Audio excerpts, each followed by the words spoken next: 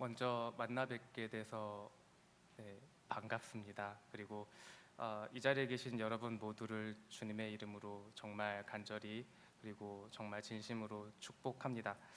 어, 말씀을 시작하기 전에요. 제가 문제 하나 내드릴게요. 네, 문제 한번 맞추시고 말씀 시작하겠습니다. 저희가 지금 3월 달이죠. 네. 근데 1년에는 몇 개의 달이 있죠, 여러분? 네, 1월, 2월, 3월, 4월, 네, 12월까지 12개의 달이 있습니다. 그러면 여기서 문제입니다. 여러분들 29일이 있는 달은 어느 달이죠? 네, 그럴 줄 알고 모든 달이 다 있습니다. 제 소개 먼저 드립니다. 저는 기독교 대한감리회 성북지방 평직교회에서 목사로 사역하고 있는 김우영 목사입니다. 다시 한번 만나 뵙게 돼서 반갑습니다. 그리고 초대해 주셔서 너무너무 감사드립니다. 제 소개를 더 해드리자면 저는 여러분 놀랍게도 4아이의 아빠입니다. 감사합니다.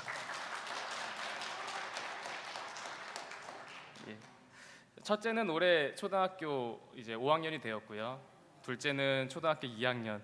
그 다음에 왜 벌써 놀라시면 안 돼요. 넷째까지 해야 되거든요. 셋째는 6살이 되었고 이제 넷째는 108일, 107일 되었습니다.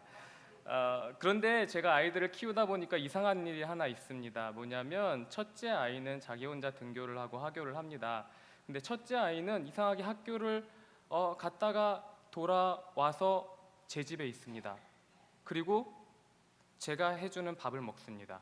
그리고 저희 집에서 잡니다.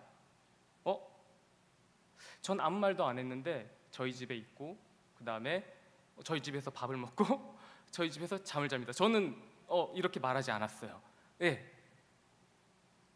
여러분 이거 이상하다고 느끼신 적 없으십니까? 너무 당연하죠. 그렇죠. 너무 당연한 일이죠. 그런데 여러분 저희 아이가 제 집에 있고 그다음에 제 집에서 잠을 잘 수 있는 이유가 무엇일까요? 제 아들이니까요. 제 아들이니까요. 그렇죠? 제 아들이기 때문에 제 집에 있습니다. 그리고 제 아들에게 저의 아들이라는 신분은 제 집에 있을 수 있게 합니다. 그렇죠? 그러면 질문을 조금 더 바꿔서 제가 설명드립니다. 다시 한번 여쭤봅니다. 저희 아이가 학교에 갔다가 집에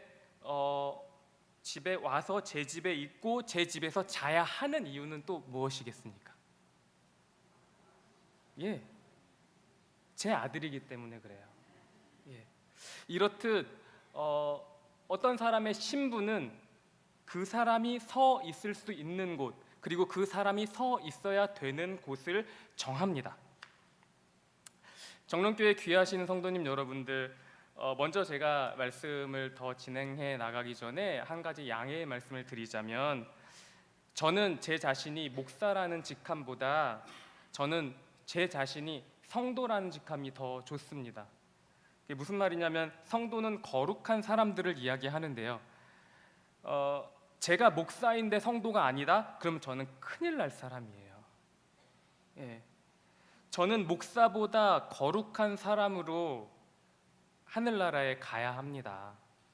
그래서 제가 저희 교회에서도 가장 높이 생각하는 칭호는 목사, 장로, 권사, 권사님, 집사님 아니라요, 성도님이에요.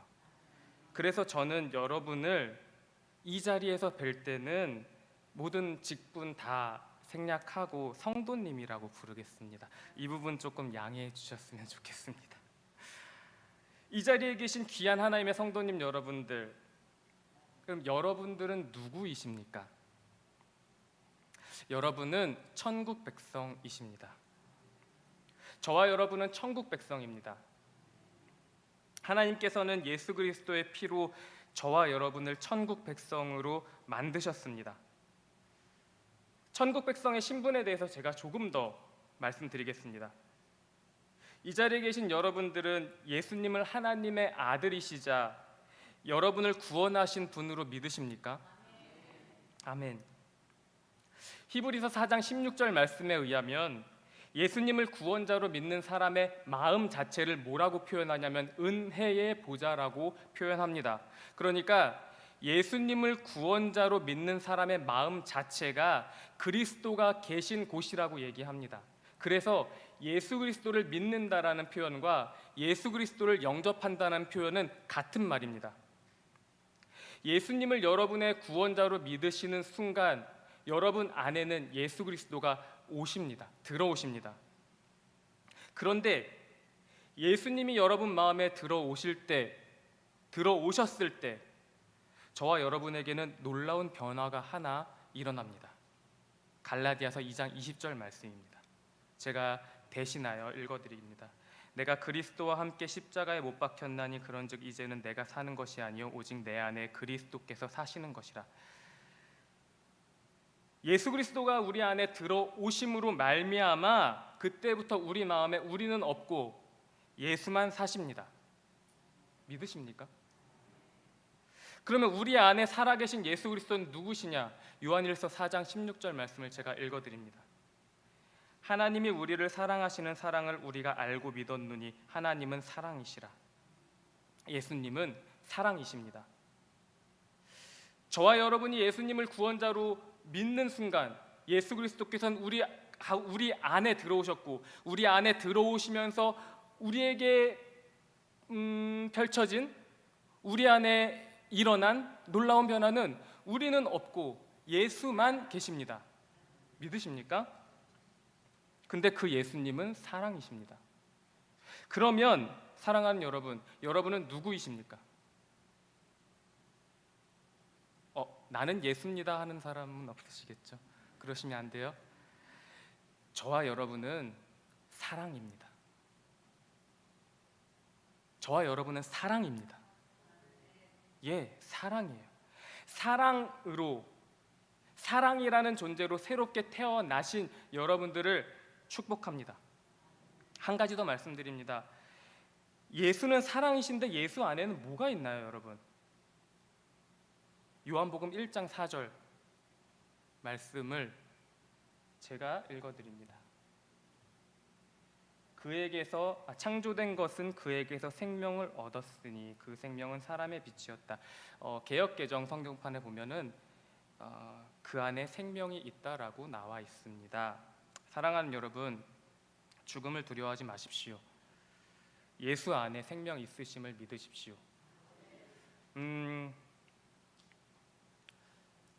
이 안에 물이 있습니다, 여러분. 이 안에 물이 있어요. 그럼 제가 이 물을요, 손을 안 대고 갖는 방법이 무엇일까요? 마셔요. 네, 그것도 방법이겠군요. 이 잔 자체를 가지면 되잖아요. 그렇죠? 요한복음의 강력한 메시지를 여러분 마음에 항상 새기시길 바랍니다. 요한복음 1장 4절의 강력한 메시지, 예수 안에 생명이 있다. 예수 안에 생명이 있다. 예수 안에 생명이 있다.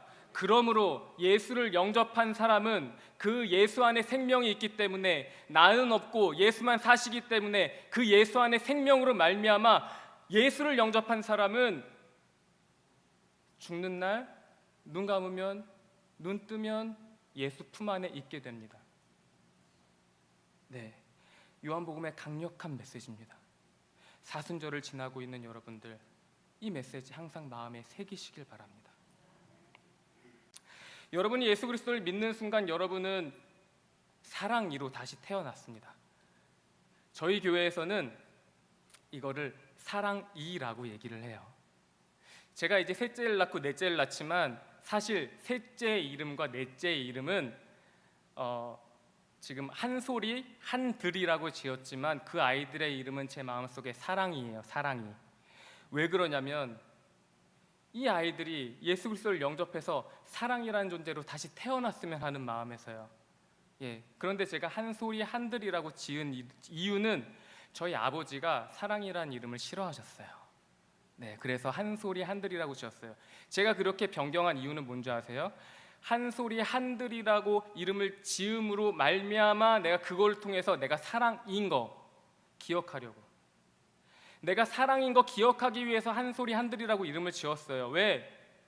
아버지를 사랑하는 것은 내가 이름을 바꿔드리는 거다라고 생각해서요. 그래서 저희 교회에서는 이 예수 그리스도를 영접한 사람들, 사랑으로 다시 태어난 사람들을 사랑이들이라고 부릅니다. 저와 여러분들은 사랑이들이십니다. 오늘 저와 여러분은 사회봉사부 헌신 예배로 모였습니다. 여러분, 사회봉사부가 뭐 하는 데인가요? 네. 제가 사실 오늘 선물을 드리려고 선물을 어제 서점에 사놨는데 못 갖고 왔어요. 혹시 되시면 원하시면 제가 어떤 방법을 통해 가지고 그 선물을 다시 갖고 올게요. 대신 좀 크게 말씀해 주세요. 여러분, 사회봉사부는 뭐 하는 데인가요? 네, 그거 알기 위해서 사회봉사부가 뭔지에 대해서 조금 더 설명을 드릴게요. 사회봉사부가 무엇인지를 알아야 우리가 어떤 부분에 헌신해야 되는지 보입니다. 그래서 사회봉사부의 뜻풀이부터 하겠습니다. 네. 사회봉사부에서 사자는요, 모일 사자입니다. 그리고 회자는 모일 회자입니다. 그러면 사회란 뜻은요, 모이고 모인 곳을 얘기합니다. 모이고 모였다는 것은 2명 이상이라는 거죠. 1명 갖고 모였다라고는 안 하는 거잖아요. 그렇죠? 그러면 여러분이 계신 곳에서 2명 이상 모인 곳은 어디인가요? 어디요? 네, 가정, 직장, 마을, 교회입니다. 저와 여러분에게 사회는 가정, 마을, 직장, 교회입니다. 그럼 이번에는 사회봉사부에서 봉사의 뜻을 한번 살펴보겠습니다. 봉자는 받들 봉자입니다. 사자는 섬길 사자입니다. 봉사는 받들고 섬기는 겁니다. 이거 아까 말씀드린 거랑 좀 비슷하지 않나요? 여러분, 받들고 섬기는 것 저희의 신분 아닌가요? 예, 사랑이요. 사랑이요, 사랑. 저희 사랑이잖아요, 사랑. 네. 그러면 사회봉사는 뭐냐? 사회봉사 붙여서 하면 저희의 가정, 직장, 마을, 교회에서 사랑이로 사는 게 사회봉사입니다. 예수 그리스도로 인해 변화된 우리의 신분, 이 사랑이라는 우리의 신분으로 우리의 가정, 우리의 직장, 우리의 마을, 우리의 교회에서 살아가는 것이 사회봉사입니다. 그럼 한 가지 더 뜻 정의를 해야 되겠죠. 뭐냐면 사회봉사부에서 부는 무리 부자를 얘기합니다. 때 부자. 사회봉사부는 무엇이냐면요, 우리 가정, 직장, 마을, 교회에서 사랑이로서 살아가는 무리들을 얘기합니다. 또 우리 가정, 직장, 마을, 교회에서 사랑이로서 살아가는 사람들을 돕는 무리를 얘기합니다.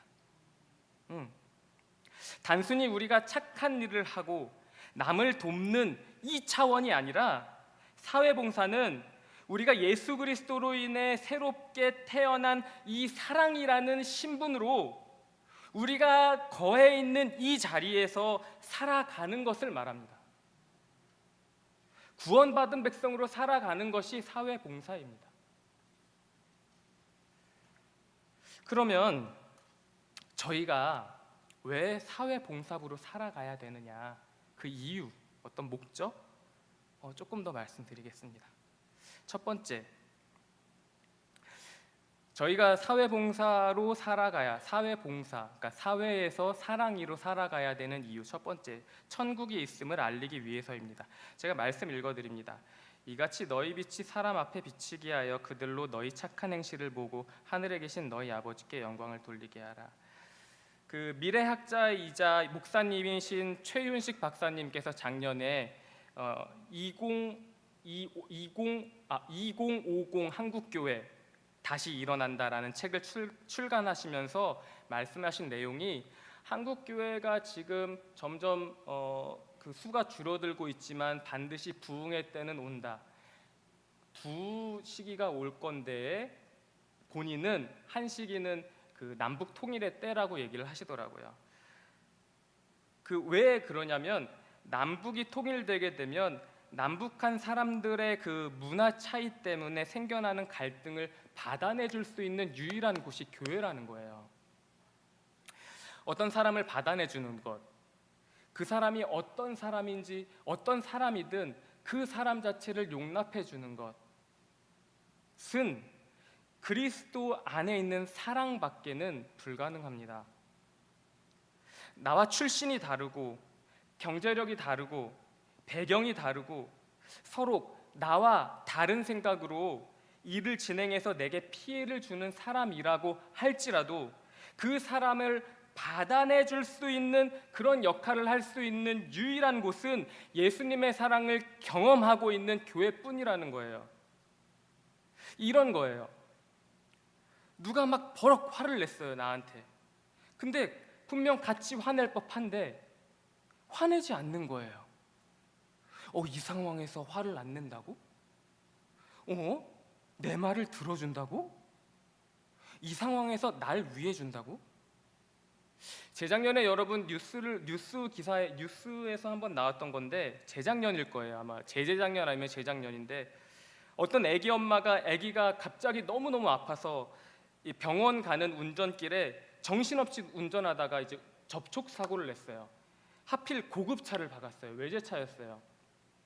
그런데 그 고급차에서 내린 아주머니가 아기 엄마를 딱 보고 그 사정을 듣더니 아기 엄마를 꼭 안아줬어요. 네. 그 어떤 것보다도 사람이 우선인 가치를 지닌 사람들, 그곳이 교회입니다. 천국 백성들 밖에는 하지 못해요. 예수님의 사랑을 경험하고 있는 사람들 밖에는 하지 못합니다. 물론 일로서 봉급을 받는 일로서 사람을 받아내주는 일을 할 수 있어요. 여러분 아침 9시에 주민센터 한번 가보세요. 노숙인 분들 수급 받으려고 어떻게 해서든지 좀 받아내보려고 그 떼 쓰는 사람, 그분들 뭐 하루에 두세 분은 두세 분이 뭐예요? 한 10명 가까이 찾아와요. 그런데 그분들, 그 복지과 사람들이 그분들 잘 받아내세요. 지혜롭게 잘 받아내시고 선물 만약에 수급 못 받아내는 조건이라고 그러면 하나 챙겨 드려서 다시 돌려보내고 이렇게 잘 하세요.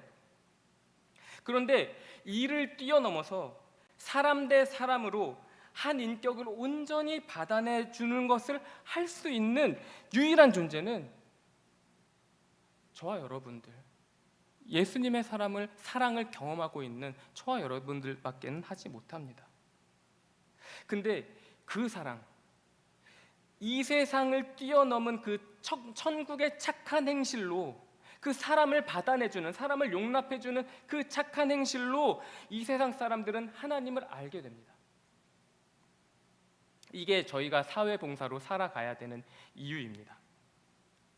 두 번째, 저희가 사회봉사부로 살아가는 목적은요, 세상 사람들에게 인생의 짐을 짊어지고 가시는 분이 계심을 알려주기 위함이에요. 호세아 말씀 읽어드립니다. 나는 인정의 끈과 사랑의 띠로 그들을 묶어서 업고 다녔으며 그들의 목에서 멍에를 벗기고 가슴을 헤쳐 젖을 물렸다. 아멘.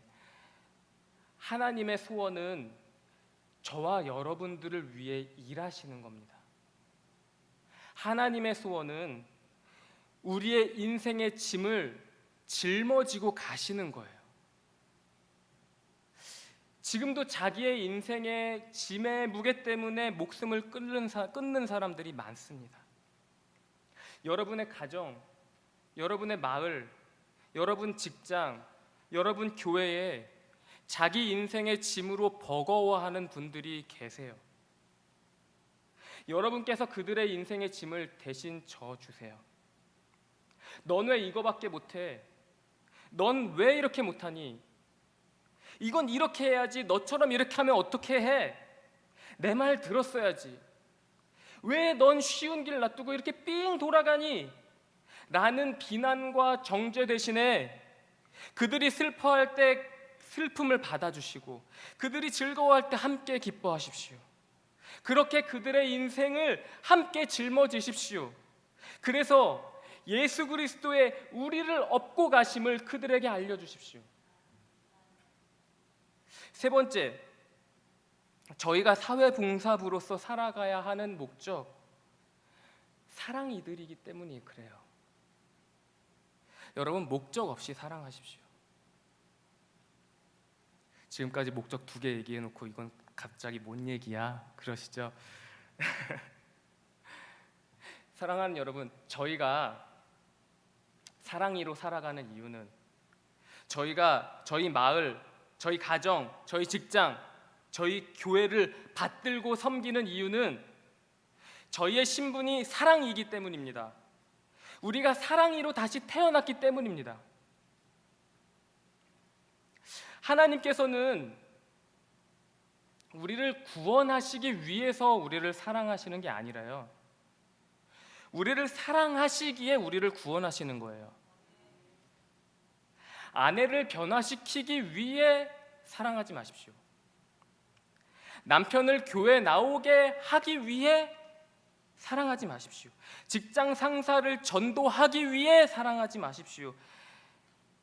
여러분, 저와 여러분 안에 저나 여러분은 없고 저와 여러분 안에 사랑이신 예수만 계시기에 사랑이가 되셨음을 여러분 매 순간순간 기억하시면서 여러분의 가정, 마을, 직장, 교회에서 사랑으로 살아가십시오. 사랑에 무엇을 하기 위해서라는 목적을 두지 마십시오.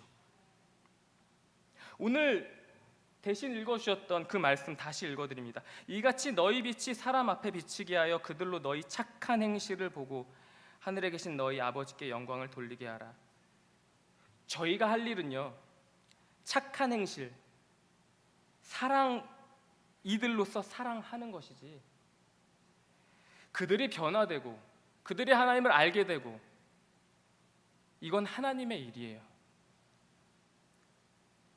아까 봉사하는 목적, 저희가 사회봉사부로 살아가는 목적 2가지를 말씀드렸지만 사실 잊으셔도 돼요. 저희가 저희 삶의 영역에서 사랑이로 살아간다면 자연스럽게 따라오는 것들이 아까 말씀드렸던 그 2가지 목적이에요.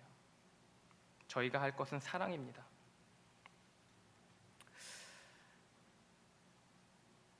올 한 해 사회봉사부로 헌신하신 여러분께 드리는 몇 가지 부탁의 말씀을 드리고 오늘 설교를 마무리하려고 합니다. 첫 번째, 마을을 공부하셨으면 합니다. PPT 화면 보이시죠? 여러분들이 읽으셨으면 하는 신문입니다. 우편꽂이에 딱 꽂으면 바로 휴지통으로 가는, 그죠? 아니신가요? 저만 그랬나요? 예. 요 성북소리라는 성북구에 나와 있는 이 소식지인데요. 여기 여러분 보시기에 오른쪽 맨 위에 뭐라고 써져 있죠? 네, 현장에서 답을 찾다라고 쓰여져 있습니다. 현장에서 답을 찾다. 예, 여러분, 현장에서 답을 찾으십시오. 그러니까 사회봉사부가 앞으로 나아가야 되는 방향에 대해서 마을을 공부하시면서 찾아가십시오. 마을로 나아가십시오. 작년에 정릉교회에서 참 많은 사회봉사부 활동을 한 걸로 전 알고 있습니다. 가장 인상 깊었던 것은 정릉천 쓰레기 줍는 거였어요. 작년에 사회봉사부로서 여러분 해오셨던 활동들을 담임 목사님 도우셔서 올해도 잘 해나가시고요.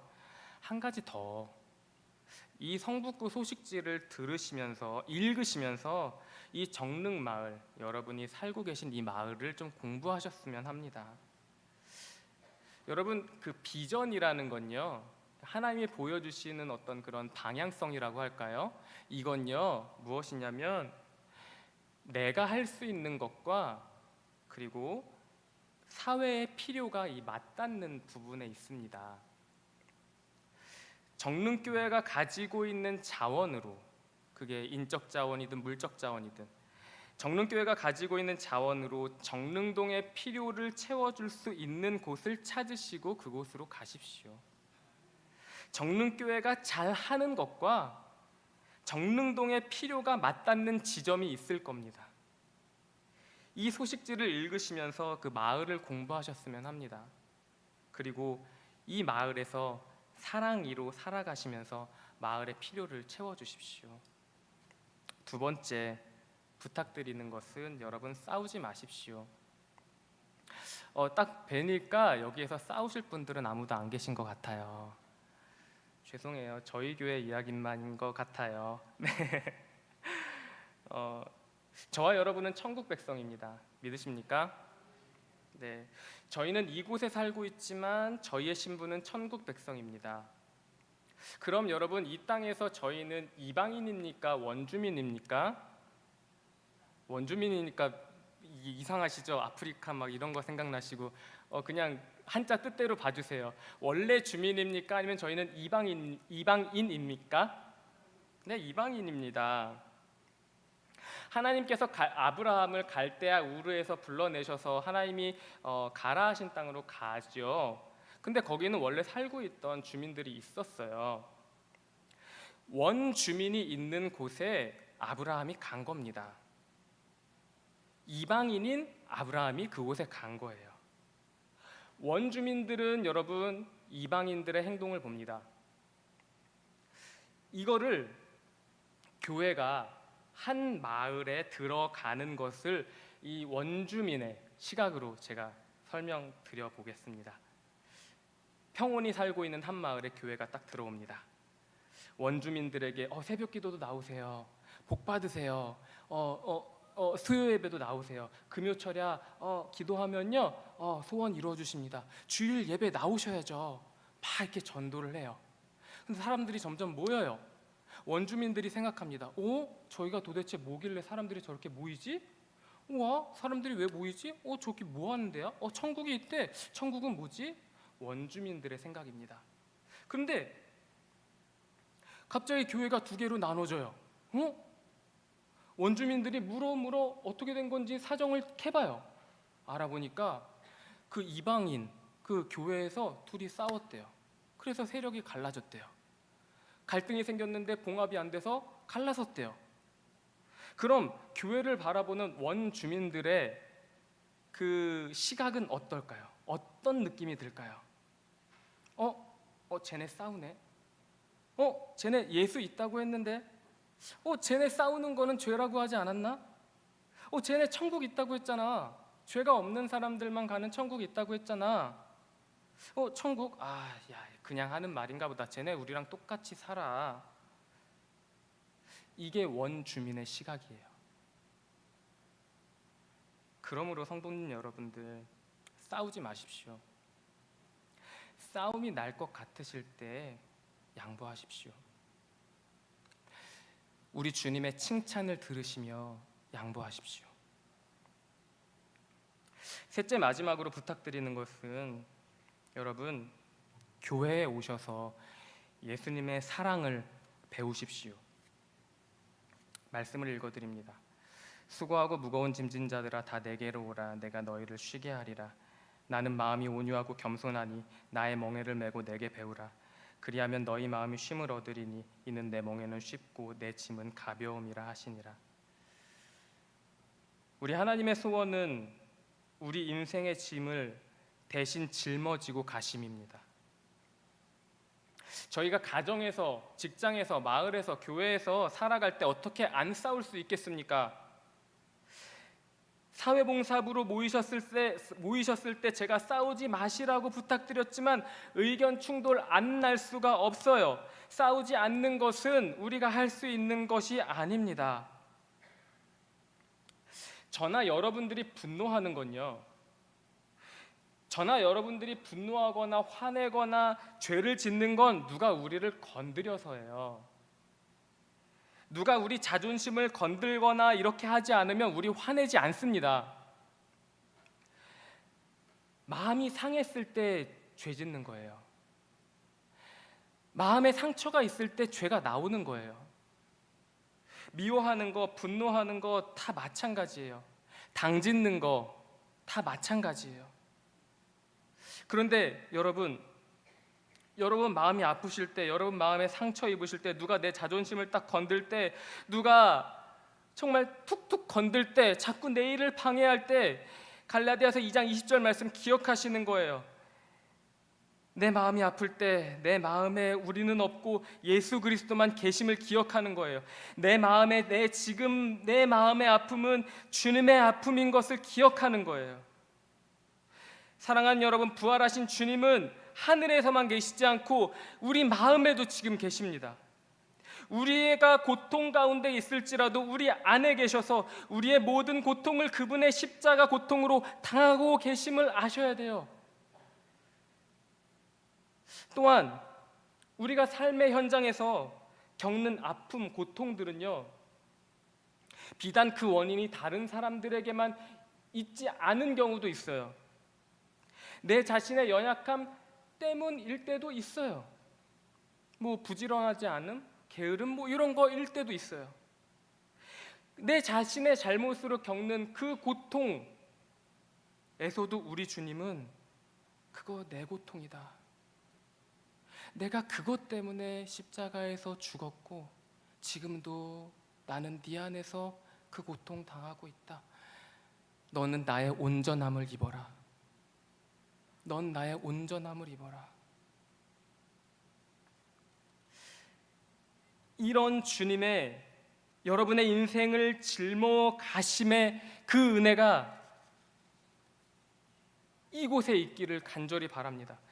이 교회에 오셔서 이 예수님의 사랑을 배우시고 알게 되시고 여러분의 인생의 짐을 지금도 짊어지고 계시는 예수님을 배우십시오. 그리고 경험하십시오.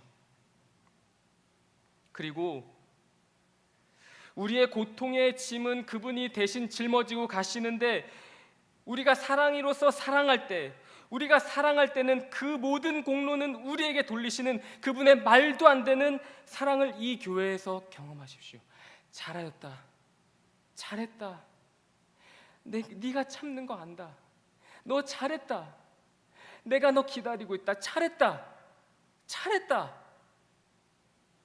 칭찬하시며 우리의 그 사랑의 공로를 우리에게 모두 돌리시는 말도 안 되는 예수 그리스도의 사랑을 이 교회에 오셔서 알게 되시고 경험하시고 배우게 되시기를 간절히 축원합니다.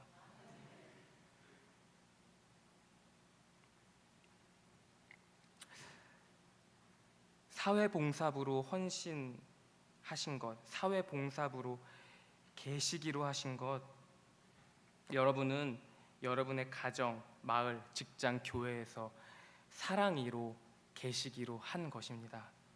그것만으로도 잘하셨습니다. 잘하셨습니다. 너무너무 잘하셨습니다. 여러분의 헌신과 여러분의 사랑과 여러분의 결심, 여러분 안에 계신 예수 그리스도께서 다 들으셨습니다. 여러분의 가정, 마을, 직장, 교회의 사랑이로서 부름받으신 여러분들을 축복합니다. 마지막으로 주님의 변하지 않는 이 언약의 말씀으로 여러분들을 축복하고 오늘 말씀 마치겠습니다.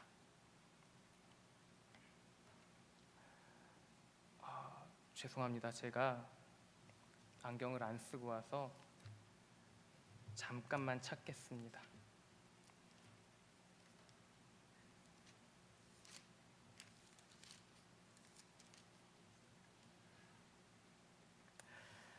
잘했다, 잘했어, 잘했어, 너의 자리 잘 지켰어, 너의 자리 지킨 것만으로도 잘했어, 잘했어,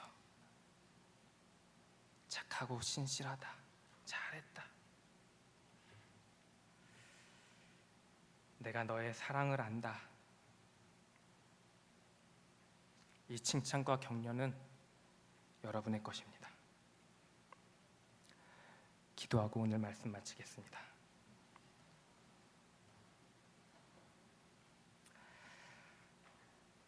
생명의 길을 보여주심에 감사드립니다. 다시 태어나게 해주심도 감사드립니다.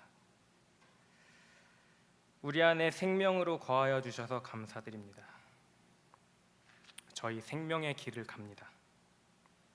우리 가정, 직장, 마을, 교회에서 사랑의 자리를 지켜갑니다. 주님의 뜻을 이루십시오. 주님의 뜻을 이루어 주시옵소서. 이 모든 말씀 우리 주 예수